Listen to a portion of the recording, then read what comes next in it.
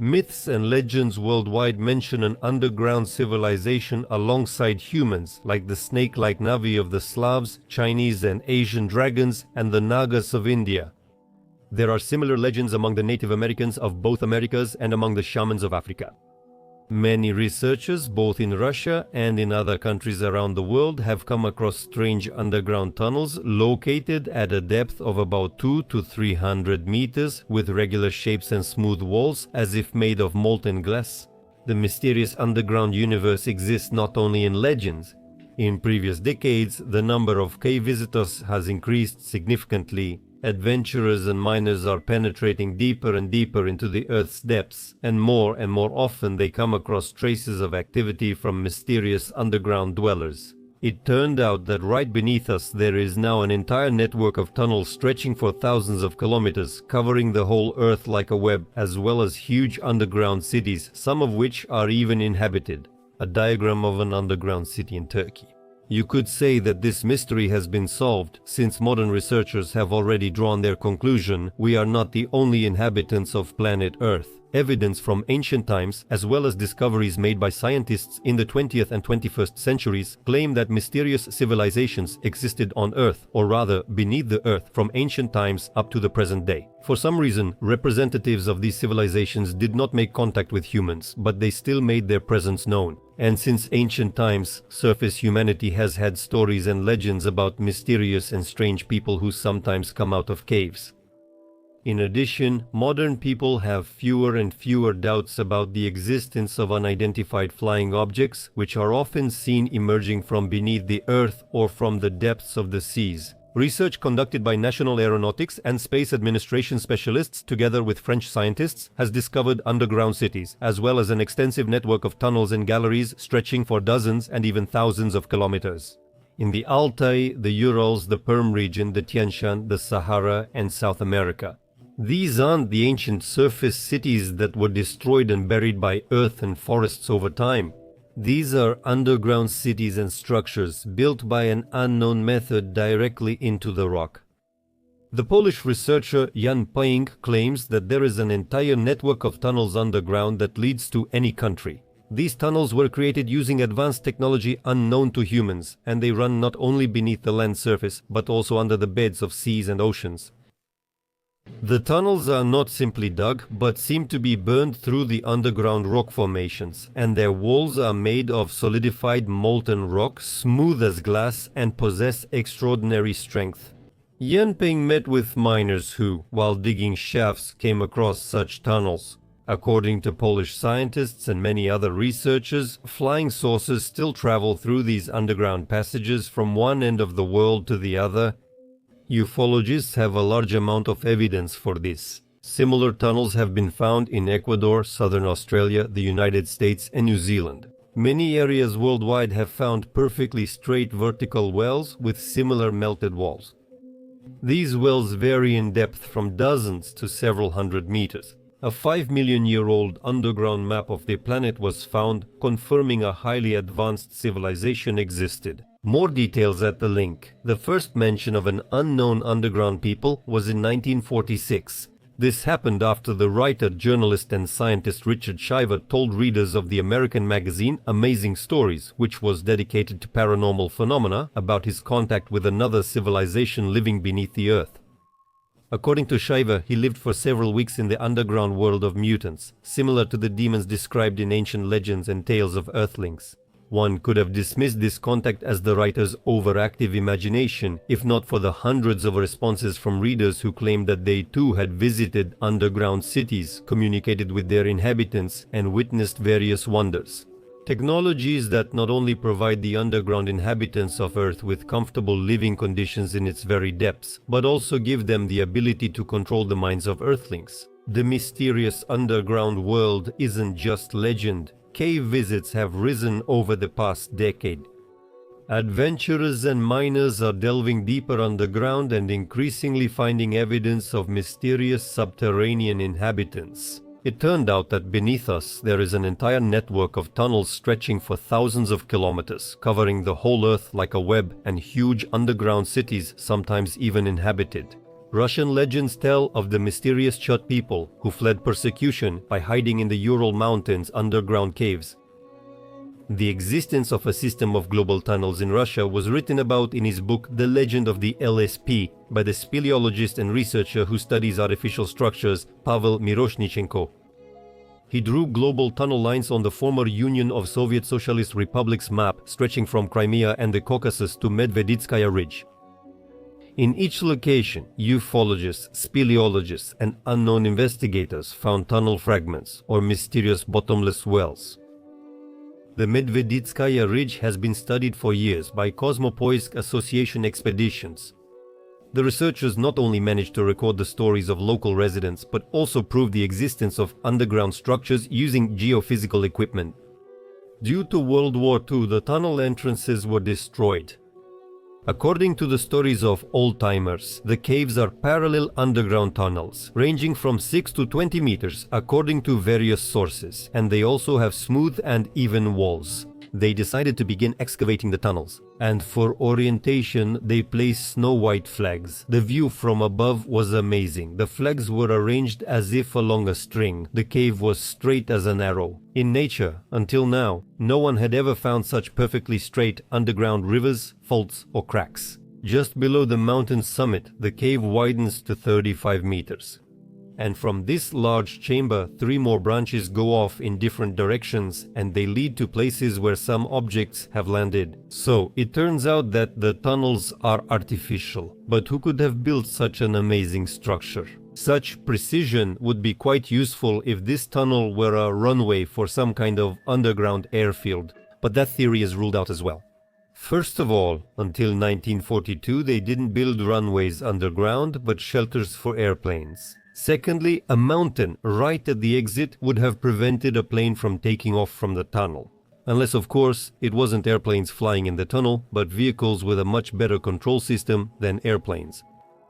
Sablinskaya Caves. Interestingly, near one of the villages, builders accidentally dug up an old one where they found skeletons of giants, people 2.5 meters tall, in the village not far from the excavation site. People still recall finding human skulls in the fields during plowing that were about twice the normal size.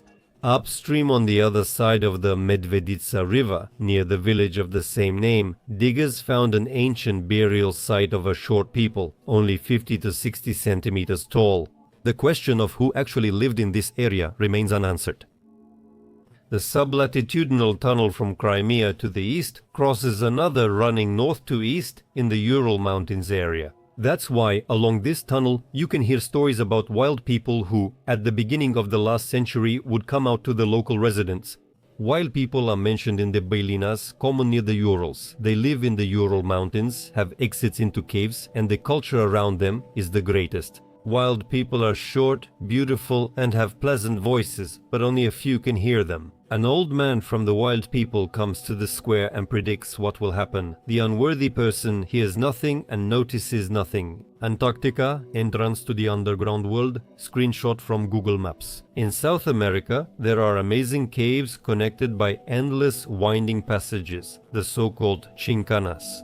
Hopi legends claim snake people dwell deep within these largely unexplored caves. By order of the authorities, all entrances to them are tightly sealed with grates. Dozens of adventurers have already disappeared without a trace in the chincanas. Some tried to get into the dark depths out of curiosity, others out of greed.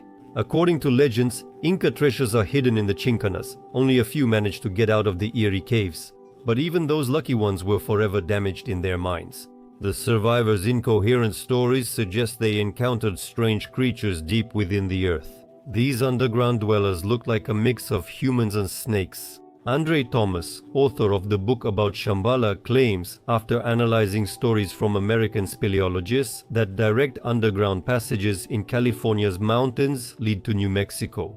One day, American military personnel also had to investigate the mysterious 1,000-kilometer tunnels. An underground nuclear explosion occurred at the Nevada test site. 2 hours later, at a Canadian military base 2,000 kilometers from the explosion, radiation levels 20 times above normal were detected. A study conducted by geologists showed that near the Canadian base there is an underground cavity connected to a vast cave system that runs through the North American continent. Many legends surround Tibet and the Himalayas underground world, with tunnels in the mountains extending deep into the earth. Through them, an initiate can travel to the center of the planet and meet representatives of an ancient underground civilization. But not only wise beings who give advice to initiates inhabit the underground world of India. Ancient Indian legends speak of the secret Naga kingdom hidden deep in the mountains. In it live the Naga, snake people who keep countless treasures in their caves. Cold-blooded like snakes, these creatures are incapable of experiencing human emotions. They cannot warm themselves and steal both physical and emotional warmth from other living beings. A very interesting account of visiting mysterious tunnels was given by the well-known traveler and initiate Georgy Sidorov in his book The Radiance of the Higher Gods and the Dwellers of Darkness. After a quick breakfast, we harnessed the reindeer and jumping onto the sled, rushed down the gentle slope. About 30 minutes later, it was completely light and I saw a chain of low hills approaching us. Here we are at our destination, Sheldon pointed to the hills. Just a little further and we'll let the reindeer go.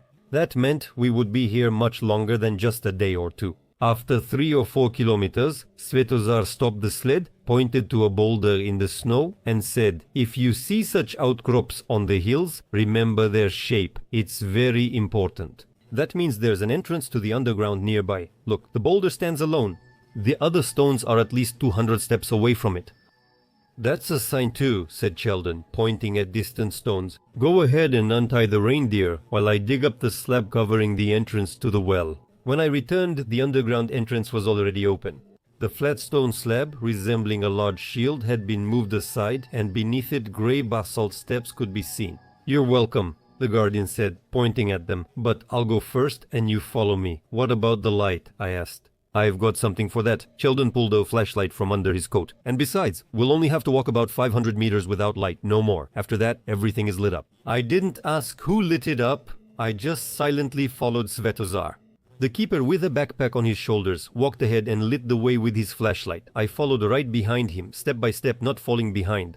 The steps descended steeply, and there was such an oppressive silence around us that it seemed we could hear our own hearts beating. For a moment, I took my eyes off the steps and looked at the tunnel walls. I was amazed. They were covered with something smooth and shiny, like glass. "What is this?" I touched the strange substance. Obsidian turned to me. "Svetozar, a long time ago the gallery was burned through with a laser. See how the walls are? They're round. This is what's left of the melted basalt, a substance similar to glass." After we walked a couple hundred more steps, a faint light appeared ahead. The keeper pointed out, "This is a gallery or drift and it's fully lit." "By what?" I had to ask.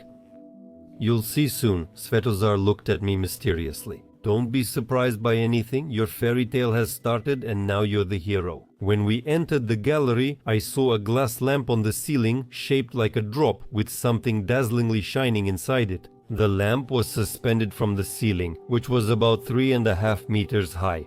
Behind this strange lamp, about 10 steps away, another similar lantern was shining. Behind it came a second, third, fourth, and so on up to Verschlag. Thanks to these lamps, the gallery was fully illuminated. Mouth open, I stared at the stunning scene, confused about where I was. "Why do wires run to the lamps?" I pointed at the ceiling. "Svetozar, why?" Vov smiled. "Plasma glows inside them, powered by omnipresent ether, both visible and invisible. There are no visible devices because the structure relies on fields. Energy from a higher dimension flows into ours, causing the bright glow." "It's still a mystery to me," I said. "You'll figure it out in time." At first I was wide-eyed too. Come on, we still have a way to go, and we walked side by side along the smooth floor of the gallery. After 10 minutes I felt not just warmed up, but really hot. "Are you scared and roasting?" Svetozar looked at my flushed face. "I'm feeling a bit hot too, so I suggest we take off our outerwear here and travel light." With these words the wolf untied the strings of his coat and laid it on the floor. Watching him I did the same. Honestly, it's warm here. I raised my hand. Maybe the lanterns are heating it, or maybe it's the natural warmth from being under the hill. "Let's go, they're waiting for us." Svetozar urged me on. "It's not good to be late." "Who?" I stared at him. Is it the Minotaur? This seems like just the place for the Minotaur. Ha ha, the wolf laughed. Did you hear that, Donich? They just called you the Minotaur. Then someone in all white literally emerged from the wall. When I saw him, I recoiled. Chardintsev stared right at me. I told you we'd meet soon, he put his sinewy hand on my shoulder, but you doubted it. But how? I wondered, is that even possible? As you can see, Svetozar pointed at Dadonich. I told you that our grandfather has a mortar hidden in the snow by his hut. Don't make up tall tales, the old man cut off Cheldon. There's no mortar, you just don't know a lot, my friend. But that's fixable. In about 200 years, or maybe sooner, you'll learn my tricks too. At 200, my knees buckled. What's wrong with that? That's a normal time frame.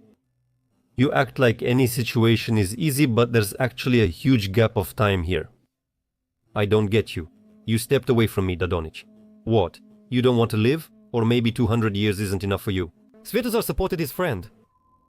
I want to live and wouldn't mind staying for centuries, but I can't understand your tricks. Hearing my last word, Sherdintsev frowned. Say what you want, but don't get carried away. We're not from the circus. You're standing before two guardians. On your knees, Dadonich yelled. Get down now, or I'll turn you into a frog, and you'll be croaking here for decades, greeting us as we come and go. Confused, I didn't understand what was happening. Dadonich looked serious. Well, what a strange demand. Let me kneel for him, O Great One, said Svetozar, lowering his eyes and folding his hands on his chest. He's so wild and ignorant that he just can't understand who he's dealing with. And then Cheldon began to kneel down. Look at his face, Cherdintsev suddenly pointed at me. He actually believed my demand. Ha ha ha! Laughter filled the gallery again, and this time I joined in. All right, we've had our fun. That's enough, Cherdintsev said, calming down. I hope you showed it to Belislav. Ruins. Even on the nearest pyramid, on Pokataya, where the observatory once stood, Cheldon smiled. Well, good job. Now it's time to show our future assistant something else. Let's go. And the old man briskly walked down the gallery. After a few minutes, passing a number of intersections, he led us to a massive bronze door. Open it, the old man told Svetozar, gesturing at the doors. Svetozar reached out and the door slowly opened. When it opened, we entered a huge, brightly lit hall. What is this? I didn't know where we were. Look closely, young man, Dodonich said, pointing at Polsala, and then I was stunned. In front of me, carved from various minerals and rocks, lay a gigantic map of the Earth's land. It had oceans and seas. Everything was there. Stunned by the beauty, I held my head, unable to believe it. An excerpt from the book The Radiance of the Higher Gods and the Darkness by Georgy Sidorov and Artem Enkel was read. Question for the author. Have you read Sidorov's 4-volume The Chronologist? Did it seem like the author focused everything on himself? Maybe that's true, but he seems almost omnipotent, right? What do you think? In Sidorov's The Radiance of the Gods, he meets beekeeper Sage. I've read all his books, and moreover, I've traveled to the places described in his 3 books about the Yugan River. I talked to the characters described in his book. 20 years before 2011, he didn't even change the names and surnames. I spoke to them, recalls Sidorov, when he worked at the reserve. I met the shaman from his book who showed me the Dakhantov's city ruins, the white people who lived in Yugra. There are about 300 along the south. A good friend of mine from the Russian Geographical Society, the author of several books about expeditions to Hyperborea, he talked with Sidorov about sacred topics. You have to understand he can't say much, he's being directed. And yes, he still sometimes uses non-literary language and his own ego. Today he speaks not only for the beekeeper, but also for a greater force, the 12 white hierophants opposing the 12 dark Atlantean hierophants.